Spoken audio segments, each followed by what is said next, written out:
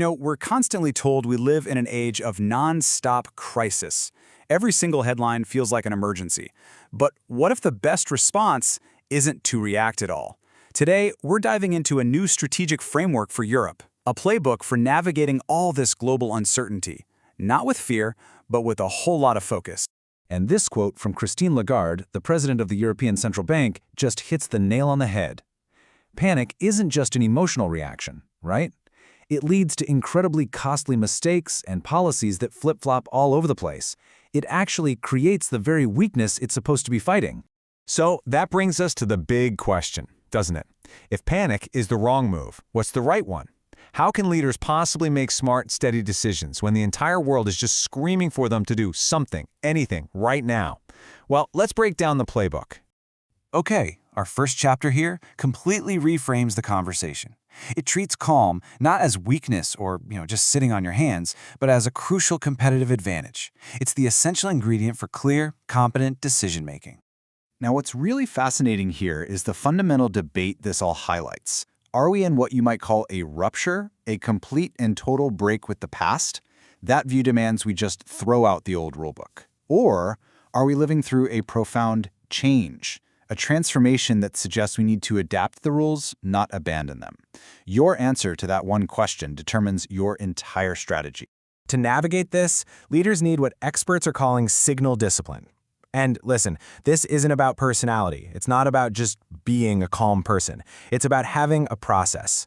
Think of it like this. It's the difference between reacting to a single inflammatory tweet and actually analyzing long-term economic data.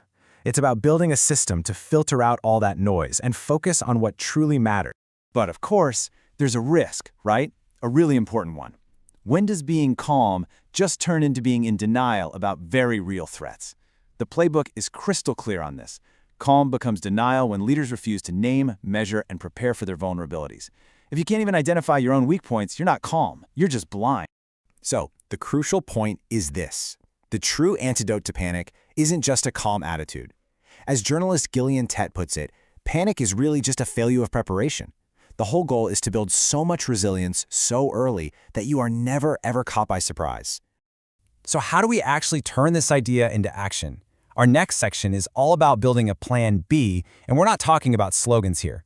We're talking about resilience that you can actually execute when a crisis hits.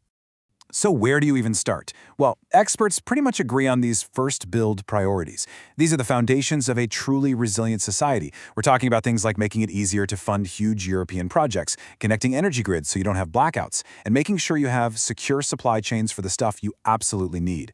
You notice the theme, right? It's all about making Europe act more like a single, robust continent.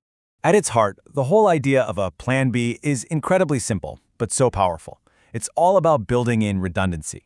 You find the choke points in your energy supply, in your supply chains, in your financial system, and you build alternatives. That way, if one link breaks, the whole system doesn't just collapse.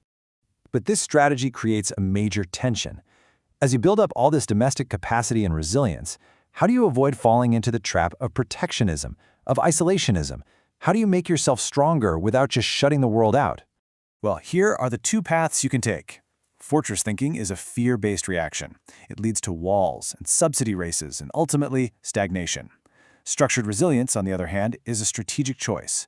It's about building strength at home so you can stay open to the world from a position of confidence, not one of fear.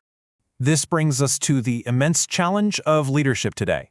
How do you possibly make sound decisions in an information environment that is specifically designed to amplify outrage, urgency, and just noise? The guiding principle is simple to say, but so difficult to follow.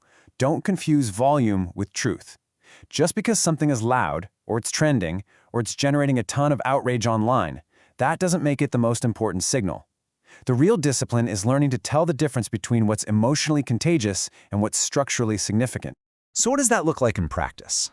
Well, here are the operational steps for leaders to find that middle path. And notice the timing here. You build the plans before the crisis hits. You pre-commit to your principles. And you move fast on building strength, but you move slow on actions you can't take back, like a trade war, which is really easy to start, but almost impossible to undo.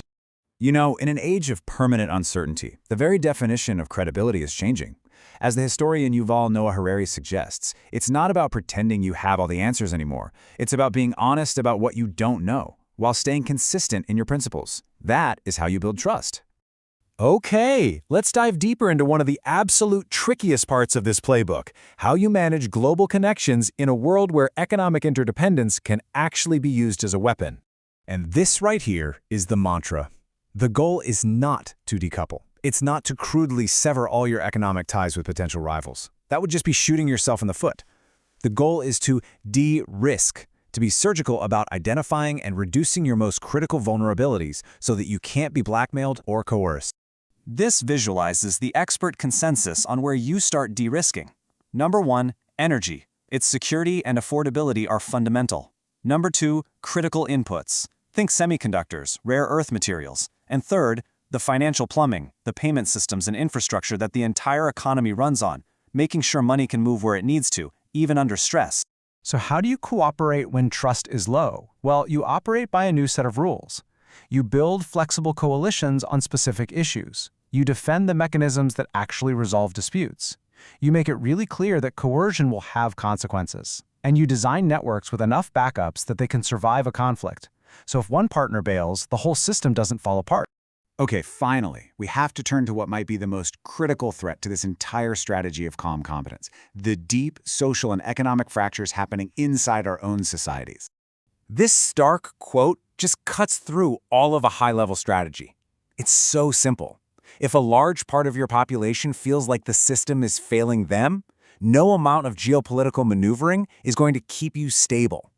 Social cohesion is the absolute bedrock of resilience. So, in an era of massive change, what is the absolute minimal promise a society has to keep to its citizens to maintain its legitimacy?